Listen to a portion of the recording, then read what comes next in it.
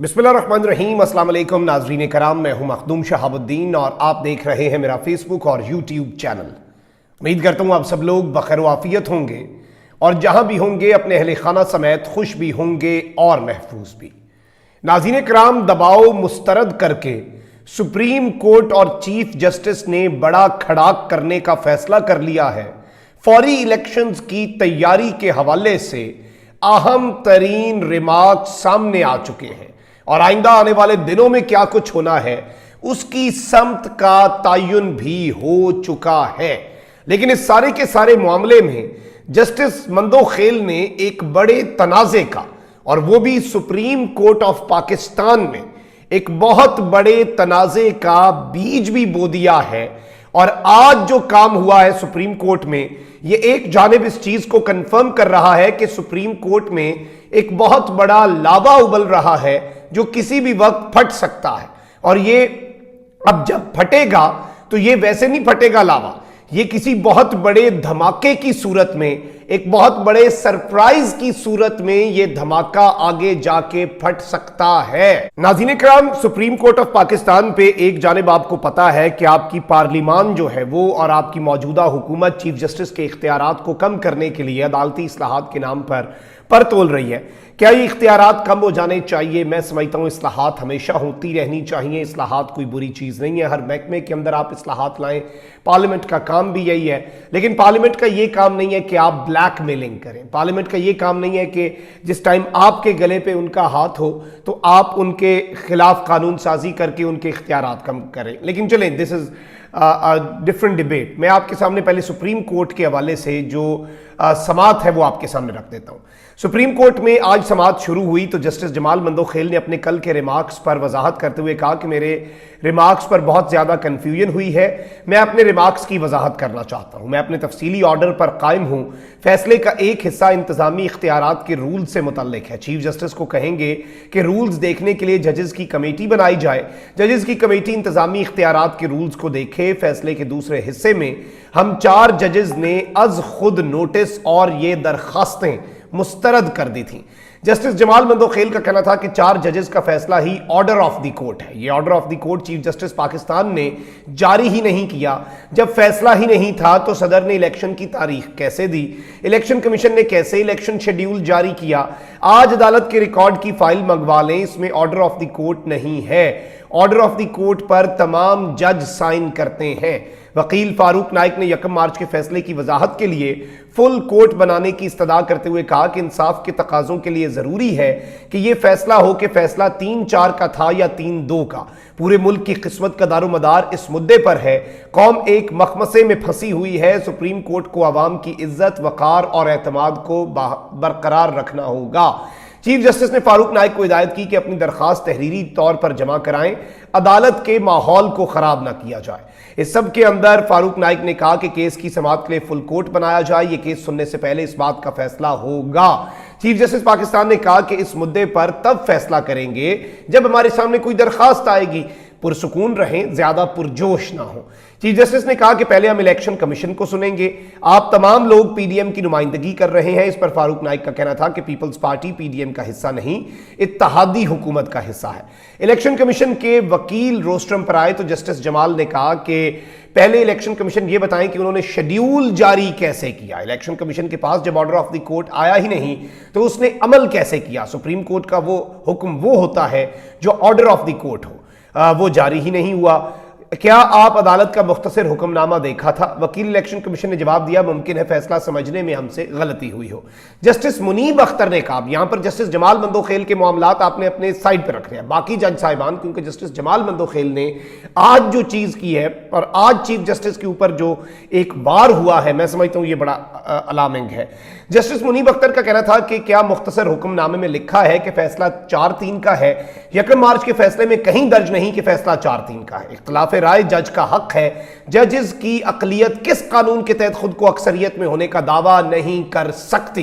ये जस्टिस मुनीब अख्तर के रिमार्क्स हैं, ये चीफ जस्टिस के रिमार्क्स नहीं है कि एक जस्टिस कहे कि जी 2 और जज भी तो हैं, ये अब ऐसे हो गया। भाई अकलियत कैसे अक्सरियत होने का दावा कर सकती है? जब 9 रुकनी बेंच था ये अपनी मर्जी का, अब उसे 7 रुकनी कंसिडर करने पे तुल गए हैं। 9 रुकनी बेंच था, उसमें से 5 रुकनी नया बेंच बना, उसने फैसला दिया 5 रुकनी बेंच 7 वोट किवें आ गए ये बता दें बस। अच्छा, जस्टिस जमाल मंदोखेल का कहना था कि गुज़श्ता रोज के रिमार्क्स फैसले के इंतजामी हिस्से की हद तक थे और खुली अदालत में 5 जजेस में मुकदमा सुना और फैसला देकर दस्तखत भी किए। जस्टिस मुनीब अख्तर ने यह बात कही कि खुली अदालत थी, सब देख रहे थे और इस सब के अंदर जो चीज है वो ये है कि 5 रुकनी बेंच ने समाअत की और 5 जजेस ने मुकदमा सुना और फैसला दे दिया। जस्टिस जमाल मंदोखेल ने कहा कि मुख्तसर हुक्मनामे में लिखा है कि इख्तलाफी नोट लिखे गए हैं। इख्तलाफी नोट में वाज़ेह है कि जस्टिस याह्या अफरीदी और जस्टिस अतर मिनल्लाह के फैसले से मुत्तफिक हैं, तो क्या उनके फैसले हवा में तहलील हो गए? असूलन वैसे तहलील ही हो जाते हैं जजेस के फैसले जब वो बेंच से अलग हो जाए और बेंच खत्म हो जाए। चीफ जस्टिस का कहना था कि जो मामला हमारे चैंबर का है उसे वहां ही रहने दें, अटॉर्नी जनरल इस नुक्ते पर अपने दलाइल देंगे। यानी जाहिर बात है कि चीजें आज फिर जस्टिस जमाल मंदोखेल ताजा दम दस्ता जो है वो सामने आया है। जस्टिस जमाल मंदोखेल ने कहा कि तफसीली फैसले के बाद इलेक्शन कमीशन का क्या मौकफ है। वकील ने कहा कि 4-3 के फैसले पर इलेक्शन कमीशन से हिदायत नहीं ली। इलेक्शन कमीशन ने साफ शफाफ इंतखाबात के इनेकाद के लिए कोशिशें की और तमाम तर चीजें हुई। अच्छा, अब मैं आपको यह भी बता दूं कि जस्टिस मुनीब अख्तर ने आज बड़े बेहतरीन रिमार्क्स दिए। उन्होंने कहा कि 22 मार्च के फैसले को चैलेंज किया गया। इलेक्शन कमीशन ने 22 मार्च का ऑर्डर किस वक्त जारी किया? वकील इलेक्शन कमीशन ने बताया कि इलेक्शन मुलतवी करने का हुक्म 22 मार्च शाम को जारी हुआ। जब ऑर्डर जारी किया तो कागजात नामजदगी समेत शेड्यूल के मरहले मुकम्मल हो चुके थे। फौज ने इलेक्शन कमीशन को सिक्योरिटी देने से इनकार किया। आर्टिकल 17 वोटिंग का हक और पुरअमन माहौल में पूरा होने की बात करता है और इस सब के अंदर इलेक्शन कमीशन ने 2 फरवरी को फौज, रेंजर्स और एफसी को सिक्योरिटी के लिए खत लिखे। खैबर पख्तूनख्वा में खुफिया एजेंसियों ने रिपोर्टें दी और ये सारी चीजें इन्होंने अपनी जो इनकी दलीलें थी वो दे दी। चीफ जस्टिस ने पूछा कि दहशतगर्दी से मुतल्लिक बातें बहुत आम हैं और ये तमाम तर चीजें समझ भी आती हैं, लेकिन आप मुतल्लिका हुकाम को आगाह किया था, अदालत कहेगी तो खुफिया रिपोर्ट्स भी दिखा देंगे और इस तरह की बहुत सी चीजें हुई। जस्टिस मुनीब ने कहा कि इलेक्शन कमीशन इंतखाबात के इल्तवा में 8 फरवरी के खतूत पर इन्हिसार कर रहा है।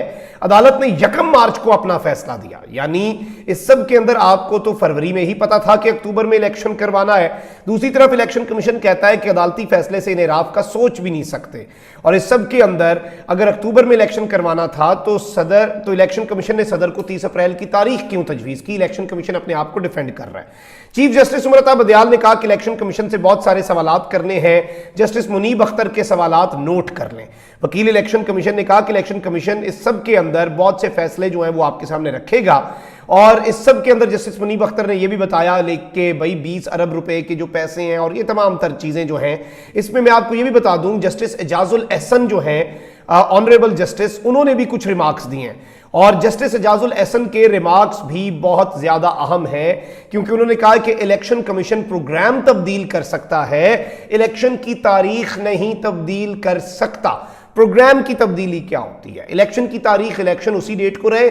आप ये कह दें चले भाई कागजात नामजदगी 2 दिन बाद तक जमा हो सकते हैं, इंतखाबी निशान 3 दिन बाद तक जमा हो सकता है या 2 दिन पहले तक, वो शेड्यूल होता है। शेड्यूल चेंज हो सकता है, डेट जो है वो इलेक्शन कमीशन नहीं कर सकता। ये जस्टिस एजाजुल एहसन ने कहा। जस्टिस मुनीब अख्तर ने कहा कि सेक्शन 58 इलेक्शन कमीशन को तारीख बढ़ाने की इजाजत नहीं देता। पहले भी 2008 के अलावा अगर इलेक्शन में ताखीर हुई तो वो कोर्ट ने ऐलान किया था। चीफ जस्टिस ऑफ पाकिस्तान ने ये अहम तरीन रिमार्क्स दिए हैं। तो आप समझ लें कि इस वक्त पाकिस्तान की जुडिशरी ऑब्वियसली कुछ जज साहिबान हैं और जस्टिस जमाल मंदोखेल ने आज एक ऐसा पिंडोरा बॉक्स फिर से खोल दिया है। पहले 27 सफ़हात का फैसला दिया, फिर कहते हैं कि जी ऑर्डर ऑफ द कोर्ट ही नहीं आया तो इलेक्शन कमीशन, तो पहले ये बताए मतलब इलेक्शन कमीशन ने सुप्रीम कोर्ट के फैसले पे थोड़ा बहुत अमल जो करने की या कॉन्स्टिट्यूशन के मुताबिक अमल करने की कोशिश की थी। अब जस्टिस जमाल मंदोखेल जो है वो खुलकर ये चीज वाज़ेह हो चुकी है और उन्होंने भी वाज़ेह कर दी है कि वो ऑनरेबल सुप्रीम कोर्ट के जो चीफ जस्टिस हैं उनके खिलाफ एक तरह का बिल्कुल महाज है। अब इस सब के अंदर पीटीआई के रहनुमा फवाद चौधरी साहब ने भी अपनी खामोशी तोड़ी है। फवाद चौधरी साहब ने कहा है कि सुप्रीम कोर्ट के जज जस्टिस जमाल मंदोखेल जो है उनके वाले से इन्होंने कहा कि आज इन्होंने यू टर्न लिया है और अपने बयान की अजीबो गरीब वजाहत दी है। ये मौकफ था तो बेंच में बैठने से माजरत कर लेते कि वो ये बोझ नहीं उठा सकते अगर इनका ये मौकफ था और सुप्रीम कोर्ट के किसी जज को इतना कमजोर नहीं होना चाहिए।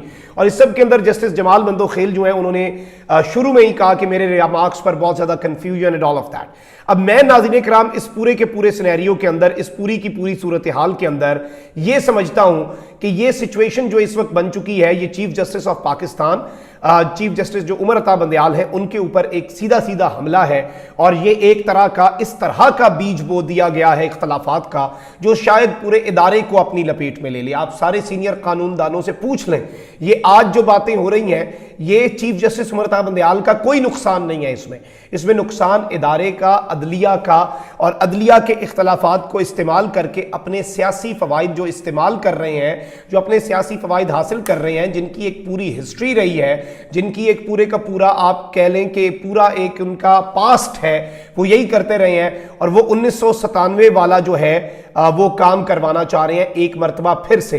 तो आई पर्सनली थिंक कि ये एक बहुत अजीब सी चीज हुई है आपके मुल्क के अंदर, और इस वक्त जो बीज बोया गया है, ये लावा उबल रहा है सुप्रीम कोर्ट के अंदर, ये किसी भी वक्त फट सकता है।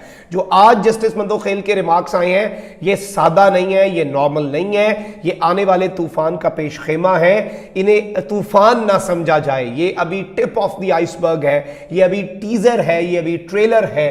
फिल्म अभी आनी है और फिल्म बहुत खौफनाक हो सकती है, क्योंकि ये जो पोलराइजेशन है, ये बहुत मैं समझता हूं कि इसे इंतहाई अफसोसनाक है, लेकिन है, अब एग्जिस्ट करती है तो हम रिपोर्ट भी करेंगे।